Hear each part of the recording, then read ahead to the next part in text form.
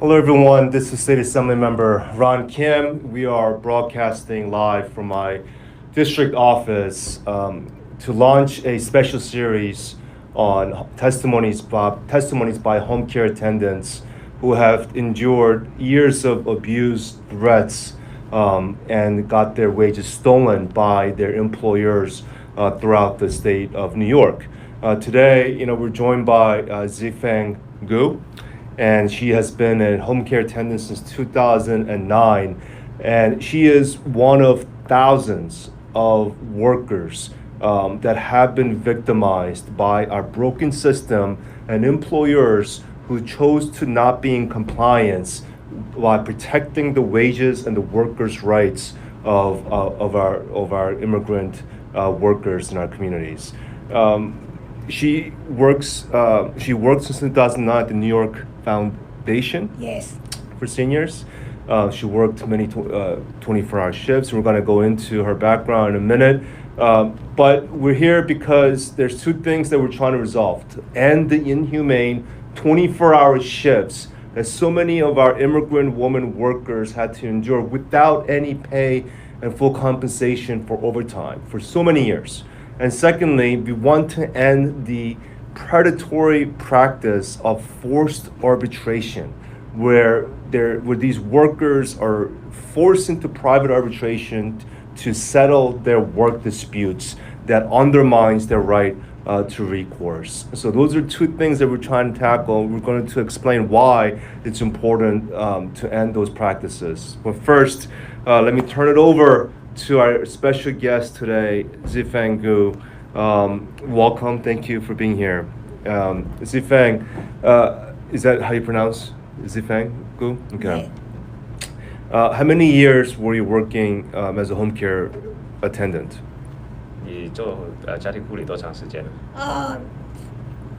Almost 15 years. 15 years. Yes. And for the same agency? No, different agency. How many agencies? Our first agency is Action Care.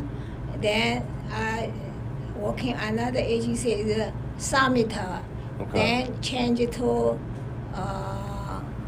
I changed to another agency is All Season. Okay. And after the New York Foundation. Got it. Yeah. And you worked 24-hour shifts. I working 24 hours 1 year. 1 year. For 1 year, you worked 1 year, 24 Okay. hours. 24 hours. Because my patient got a stroke. I see. Yeah. And so how many 24-hour shifts would you do in 1 week on average? 4 days. 4 days. 1 week. And you would sleep?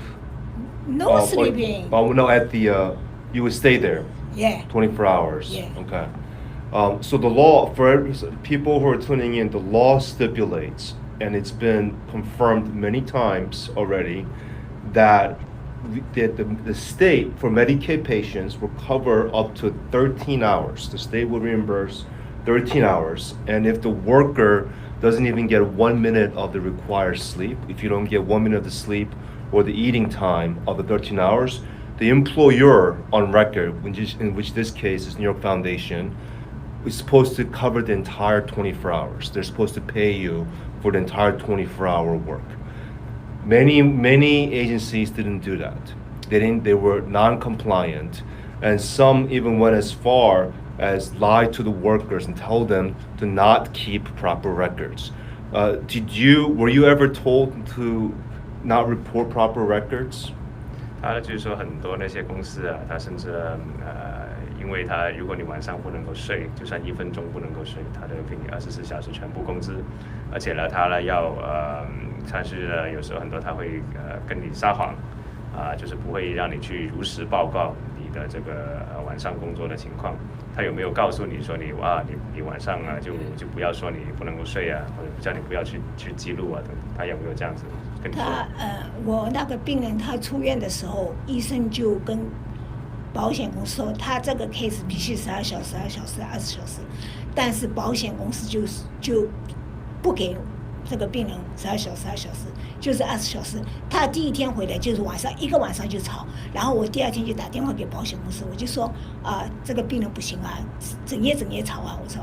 后来保险公司那个叫 Golden New 这个探访护士，他就说我们现在没有12小时，除非12小时是说你是说他分班吗？分2班制的。他说我们现在没有2班制的12小时，除非这个病人不能吃东西，否则就是24小时。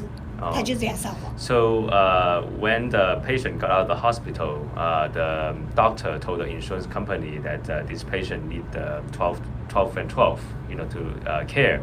But the insurance company always, because she's working still one person, 24-hour shift. So the school called the insurance company saying that, this patient, he required the care, for all the 24-hour. So I should, there should be a split shift. And the insurance company told her that no, there's no split shift now. You have to do the 24-hour shift. Okay. Did you call your employer or the insurance company? 你是打给你的雇主还是打给保险公司？我保险公司也打，护理公司也打。护理公司跟我怎么说？我们也没有办法，除非这个保险公司给我们12小时，否则他说我们也是只有24小时。I called both. I also called my employer, but my employer told me that nothing we can do unless the insurance company approved the 12 and 12. What is the insurance company? Do you remember the insurance company that you called? Village Care Max. Managed Care Max. Village Care Max. Vantage Care. The visiting nurse is Golden Liu. Okay. I'll call many times. Okay. And the call agency many times. Okay. The patient is all day, all night, noisy. Okay. And confused.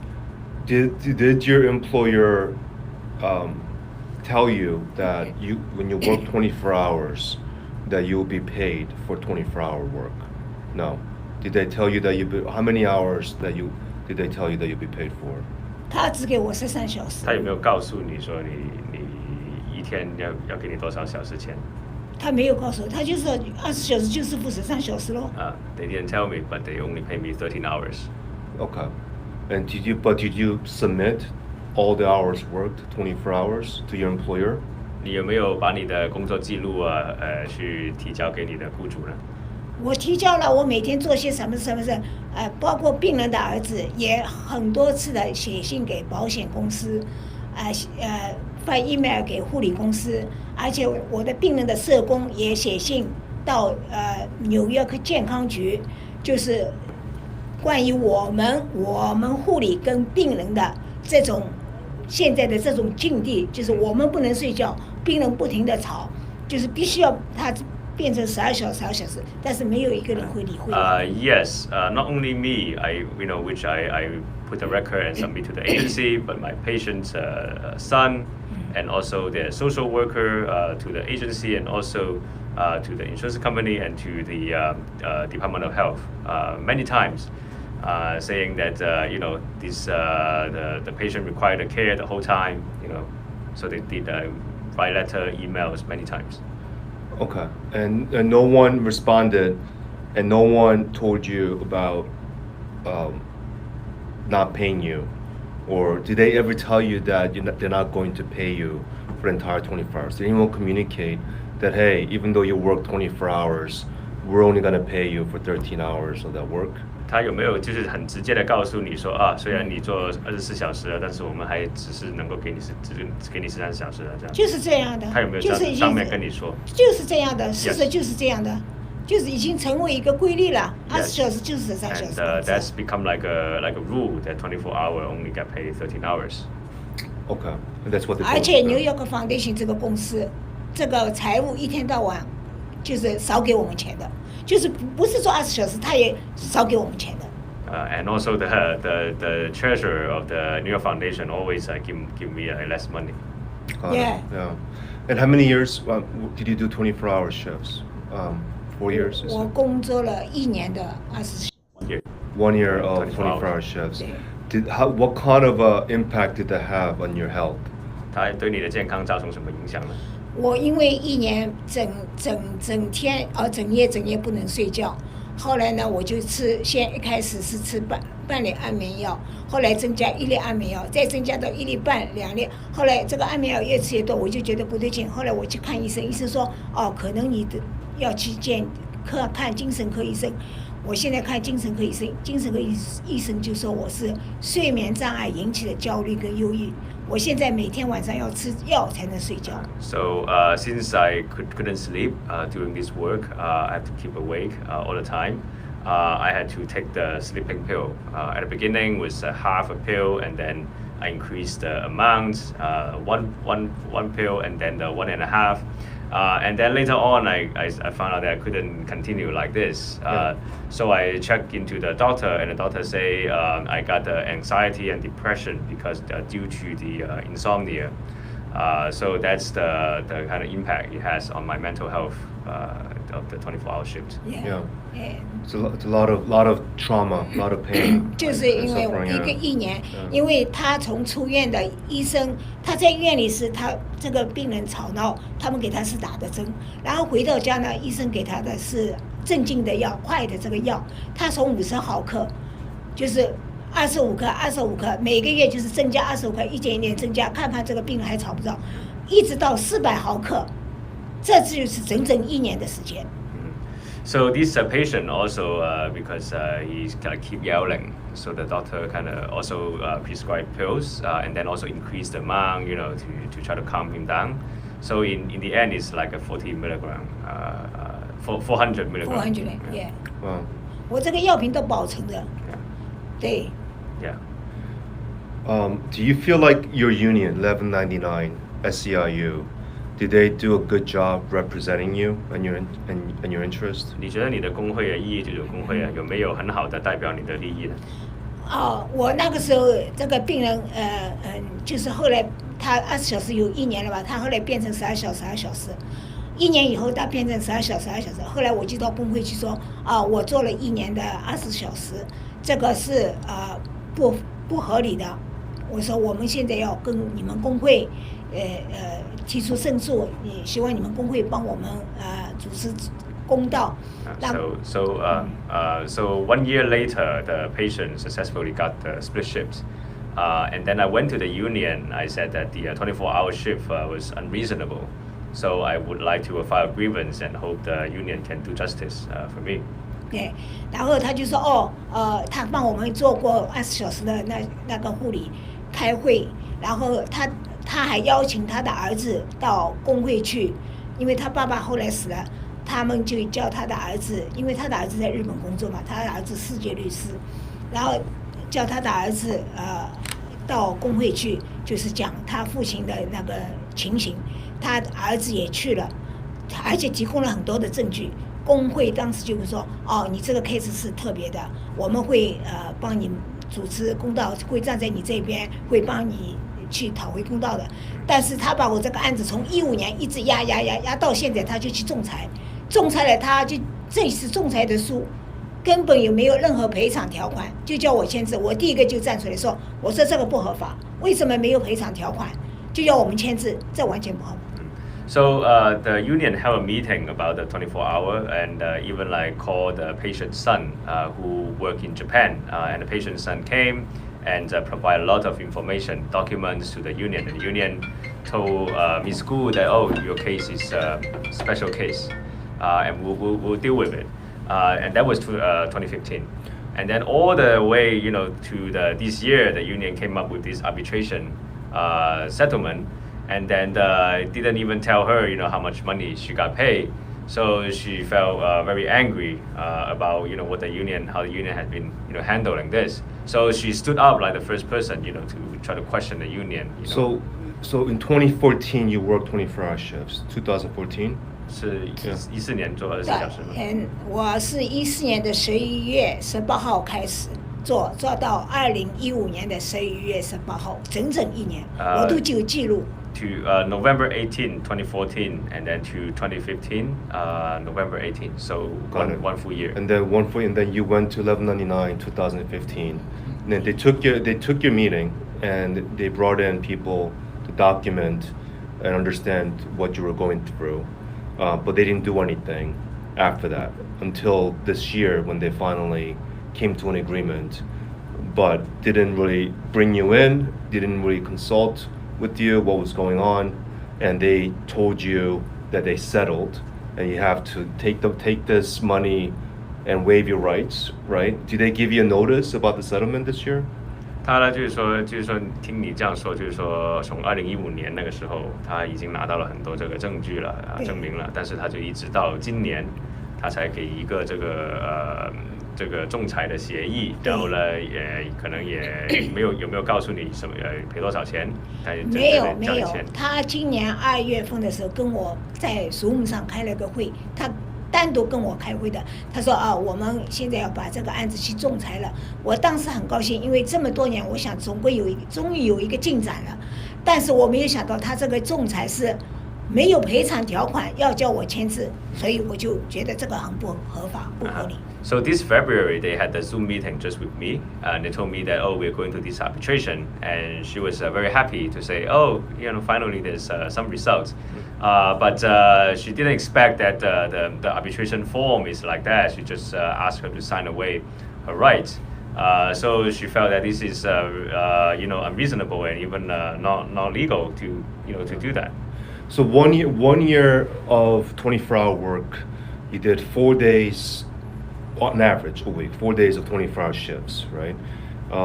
That's almost like 30-40 hours of extra work overtime that you didn't get paid for almost 1 year. 就是说你做4天24小时，那就相当于有30到40个小时的这个超时，他是没有给你的。没有。Yeah.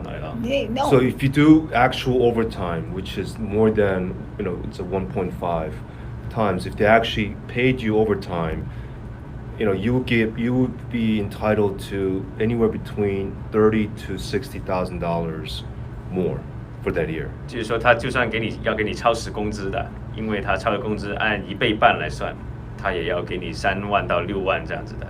没有 No. They don't pay anything. Right. So what is 1199's agreement? What do they want to give you right now in the settlement, approximately, for you to waive your rights and say I'm not going to sue anymore? 他199工会，他现在要说会给你赔偿你多少钱？他没有说，他就说你签字就会有钱，而且为了这个事，我原来病人的儿子，我要告诉他，我们仲裁这一次，他没有叫我们任何赔偿条款的。我病人的儿子特意写了一封信给工会的那个律师叫 Blackstone， 他回信给他的儿子就说你叫 Miss Gu 就只是签字，签了字就有钱。So the union never told me how much I'll be paid. Just asked me to sign the form and then I'll get the money. I see. So the Miss Gu even asked the patient's son, the patient's son, to write a letter to the union lawyer from the Blackstone. And the lawyer also respond to the son and say, you should ask Miss Gu to sign the form and she'll get the back pay. I see. So they want you to give up your rights as a worker and not be able to sue, and then they'll give you some compensation from the settlement later. 所以他就是说，他就是这个工会就是叫你先签字放弃你的权利，对，对，签这个仲裁说还要签一个免责声明。Sign the form and with it is like a waive of the rights. Did you when you became a 1199 union member, do you recall or remember signing anything that you agree to private arbitration if there's a worker dispute? 你成为1199工会会员的时候，你记不记得你有没有要签一份表，就是说任何你的出现这些劳资的争议啊，你要去这些私人的这些仲裁去处理的？你有没有记得你签过这样子的协议？我记得好像签过。他那个就说你那个是他的那个病人过世以后，这个工会也叫我们几个人去开会的，他就说你们签一个字，我们会帮你去仲裁。你们呢，如果有你们公司来帮你私聊呢，你们不要答应，我们会帮你去合理的去仲裁的。那么那个是我们都签的，我们不知道他是现在到结局是这个样子，没想到的。After the patients pass away, the union call up a few of us, the workers, have a meeting, and the union asked me and the workers to sign a form and say that, we'll represent you to the arbitration. And then she asked if the company want to settle you privately, just don't do it. At that time, of course, we didn't expect, come to like this. Wow, okay. Understood. So the irony of this is that home care attendants that did not sign these private arbitration clauses and was able to sue in court their employer in recent times got favorable settlements. So I think 4 or 5 other employers sued a agency that was not unionized, took them to court and won almost $500,000, close to $100,000 plus for each worker. But in your case, that 1199 brokered, there's 42 providers that impacts 120 to 125,000 home care workers in the state of New York that are owed roughly anywhere between $5 to $7 billion of back wages the last many years. They settled at $30 million, of which many of the $1 million is going to the lawyers and law firms. And so you divide that up, 120,000 workers. If they actually signed the waiver, we're talking about half a point, 5.5% of on average of what the worker is owed. So it is woefully low, and the worker should still have recourse and not have their rights taken away. That's why forced private arbitration is bad for workers, and we should end that practice, and we should end the 24-hour work shifts. And secondly, the one interesting thing that Ms. Koo brought up is her efforts to take the initiative and call the employer and the insurance company to get split shifts.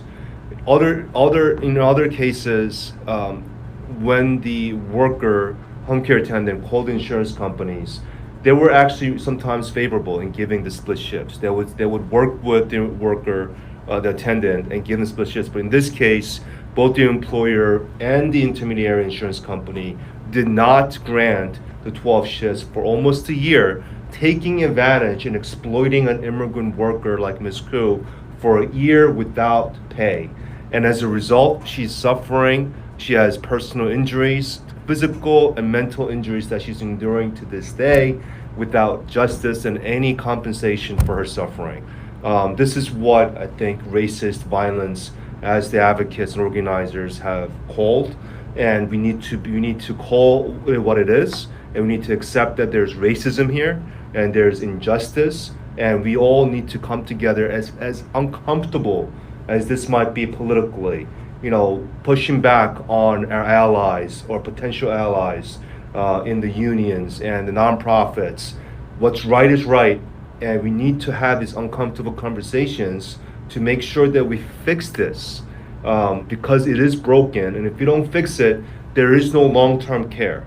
The fixing starts now by having accountability for these contract agencies, the employer of records, to be held accountable for the non-compliance and the abuse and the wage theft that they committed over the last several years. So I want to thank Ms. Koo for taking the time today, for submitting your testimony, and we will continue to work together to make sure that there is justice for you and others who have suffered so many years as a home care worker. Thank you so much. Thank you. Thank you. And thank you.